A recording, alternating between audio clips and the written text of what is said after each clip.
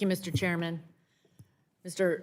McCowan, America's security and prosperity is my #1 priority as chair of the Energy and Commerce Committee.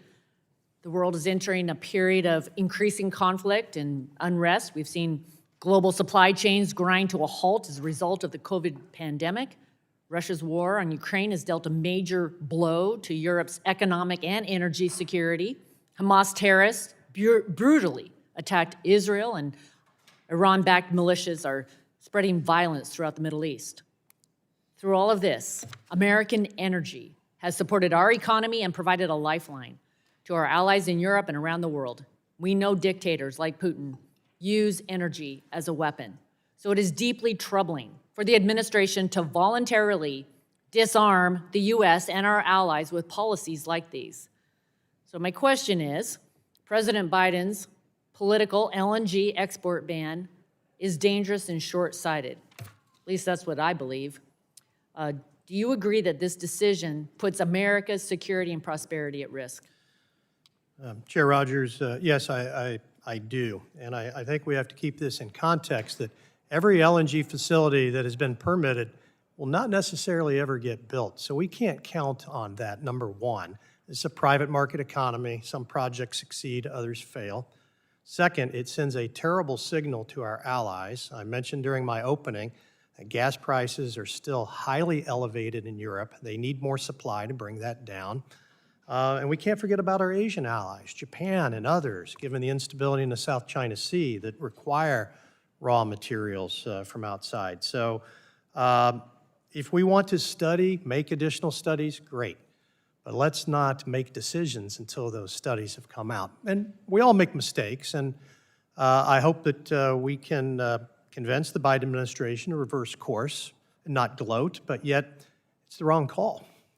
Thank you. As a follow-up, you mentioned the impact on our allies.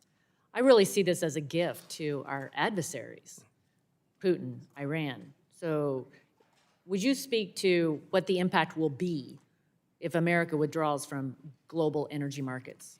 Yes, if America becomes unreliable, and even this decision calls into question our continued reliability, countries will seek other options, other more stable options, so as to not have their eggs in one basket.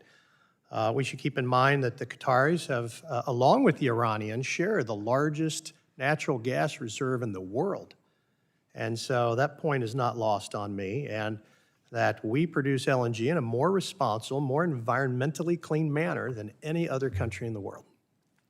Yes, yes. The reason that America leads the world in bringing down carbon emissions is because of natural gas. And it has, and we've done that more than any other nation in the world. So it really begs the question, what is President Biden doing and why? Why is he imposing this natural gas export ban? Mr. Rice, U.S. LNG exports delivered to Europe are 41% cleaner than Russian gas. The science is clear on this. Can you set the record straight on the environmental benefits of natural gas? Well, very simply, on a Scope 3 basis, natural gas is between 40 to 50% cleaner than combusting coal, which is the largest source of emissions on the planet.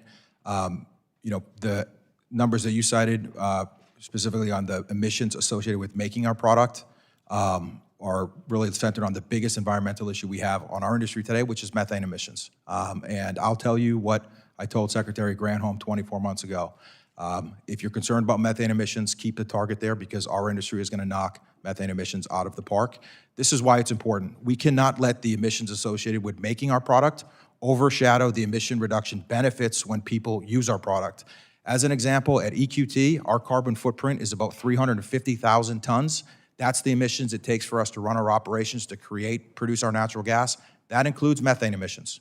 But that amount of operations is going to produce an amount of product, when put on the world stage to replace foreign coal, is going to have an emissions reduction benefit of over 150 million tons.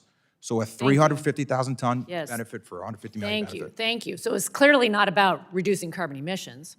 The Department of Energy has already conducted numerous studies also about the economic benefits, the life cycle of greenhouse gas emissions. So the Obama administration and the Trump administration did not stop issuing permits when they were conducting their reviews. What signal does this send for President Biden to reverse trade policy in an election year?